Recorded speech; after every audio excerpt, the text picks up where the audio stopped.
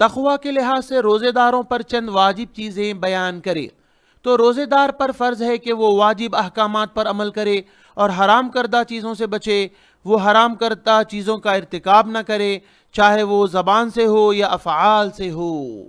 तो रोज़ेदारों को लोगों की ग़ीबत नहीं करना चाहिए, झूठ नहीं बोलना चाहिए, इंसानों के दरमियान चुगली नहीं करना चाहिए, हराम कारोबार नहीं करना चाहिए, ना ख़रीदना चाहिए और ना बेचना चाहिए, और तमाम हराम करदा चीज़ों से बचना चाहिए। इसी तरह इंसान पूरा महीना रहेगा। अक्सर रोज़ेदारों की हालत रोज़े में भी किस तरह रहती है, और क्या उनका रोज़ा उससे बातिल हो जाता है।